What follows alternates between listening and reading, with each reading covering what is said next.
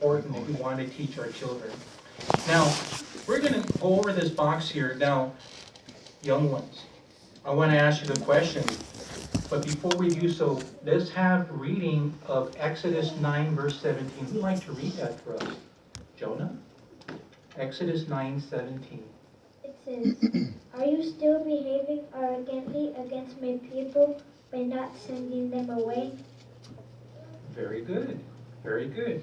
Who'd like to read Psalm 66, verse 6 and 7? Sabian? It reads, "He changed the sea into dry land. They crossed the river on foot.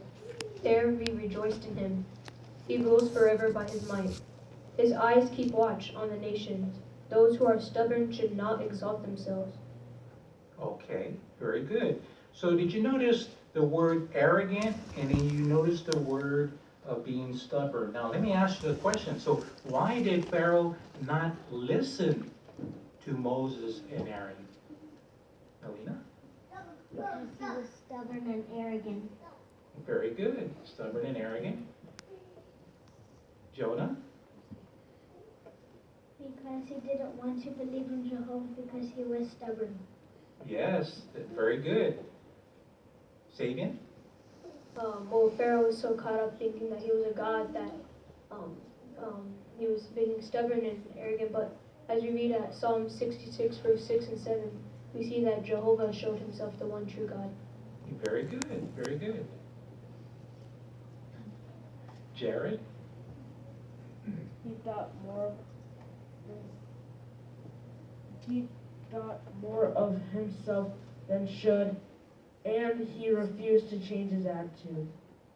Yes, so we see that Pharaoh was determined not to agree with Jehovah's wishes here or accept his suggestions, and yet Jehovah asked him, "Send my people away." But Pharaoh refused. He refused to change, like you mentioned. He was arrogant, and he also, it can use a word, and you look it up in the Bible or in the dictionary, it also means the word, it sounds kind of funny, but pig-headed. So, yeah, so we see that he was pig-headed in such a way, being very difficult to control. Well, let's move over to the second question now. Now, let's have the reading of Numbers chapter 12, and we're going to read verse number 3. And Jared, would you like to read that this evening? Sure. Numbers 12:3 says, "Now the man Moses was by far the meekest of all the men on the face of the earth." Very good. Now, with that in mind, how was Moses different from Pharaoh? Sabian? Well, Moses was meek and he humbled himself before Jehovah, but with Pharaoh, it was the opposite. With Pharaoh, he was arrogant and stubborn, and he would not accept Jehovah. Good, good. I'm waiting for his hand. Jonah? Moses was meek and Pharaoh was arrogant, and that's why they were both different from each other. Yeah, they're both different from each other. And who else? Melina? Moses acknowledged Jehovah when Jehovah called him, and Pharaoh didn't acknowledge Jehovah. He said, "Who is this Jehovah that I should listen to?" Yes, exactly. You are right. Jared? Moses was humble and teachable, and he relied on Jehovah, while Pharaoh, on the other hand, he was not humble or teachable, and he did not rely on Jehovah. Yeah. Very good. So we see here that Moses, he was meek. He was being submissive. We see that he was displaying meekness. He was showing qualities as being quiet, humble. He was having a patient attitude. And so Moses did not let authority go to his head. We see that here. So even when Moses received this authority, Jehovah commissioned him to lead Israel. And so when even Jehovah, through an angel, called Moses, how did Moses respond? He said, "Here I am," didn't he? Right? Very good. Now, let's move on to the next question. Now, the next question, let's have the reading of Psalms 37, verse 11. Elena, would you like to read that? But the meek will possess the earth, and they will find exquisite delight in the abundance of peace. Yes, did you hear the word meek? Now that word meek. And let's have Zechariah chapter 7, verse 12 read. Who would like to read that? Sabian? It reads, "They made their heart like a diamond, and would not obey the law, and the words that Jehovah of armies sent by his Spirit through the former prophets. So there came great indignation from Jehovah of armies." Very good. So you see, indignation would be a word that's highlighted there. Now, when we read the question on the box here, it says here, what do you think? Is it better to be meek and mild rather than arrogant and stubborn? How would you answer? The meek and mild are humble and obedient. I do not want to be prideful like Pharaoh, who will not be in paradise. Exactly. Thank you, Jonah. Fabian?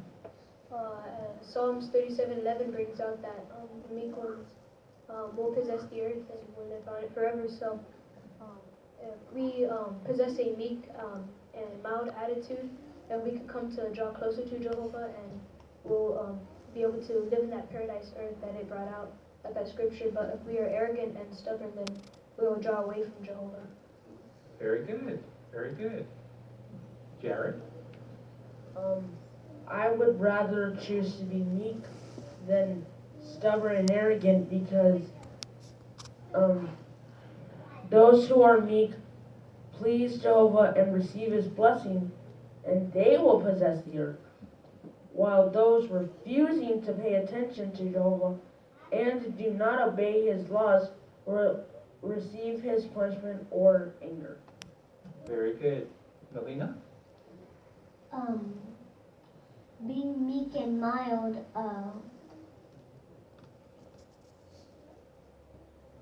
would help me to be obedient to Jehovah, and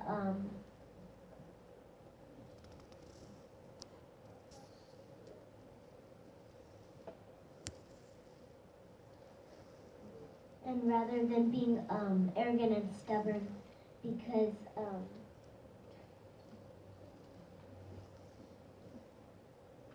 can make Jehovah have great anger, and Okay. No, you did good. That's the right answer. There's no wrong answer here, but you exactly. So when you look at it, when you look at what we just read in Psalms, being meek is being submissive to Jehovah, displaying qualities as being mild and mild-tempered, having a quiet, gentle, and patient attitude, and that's what Moses did. He was being very patient.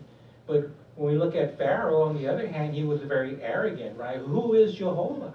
Well, he was having an attitude of showing self-importance, like he was bigger than Jehovah.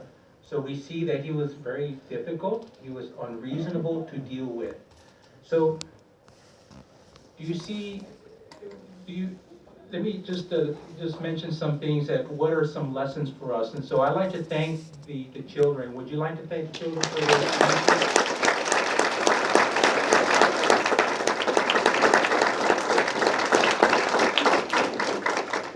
What are some lessons for us here in the audience as parents? Now, we would never, well, first of all, let me direct some attention back to the lesson that we just considered. We would never want a power, authority, or a natural ability to go to our head, but Pharaoh didn't want to lose that great nation of slave workers, but Pharaoh, in requesting Jehovah's, I'm sorry, I think I have this wrong here.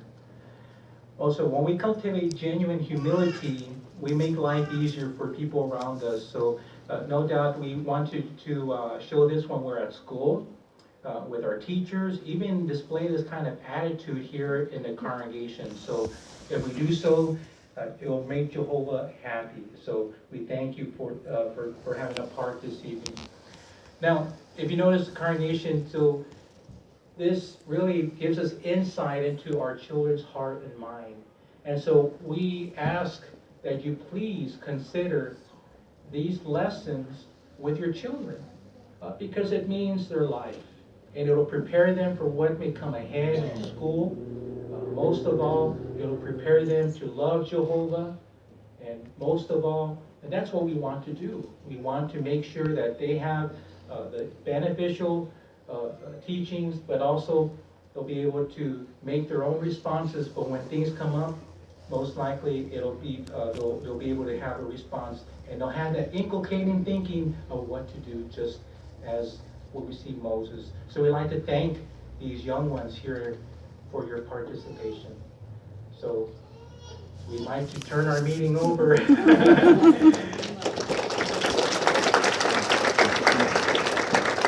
you, Owens. We'd like to turn our attention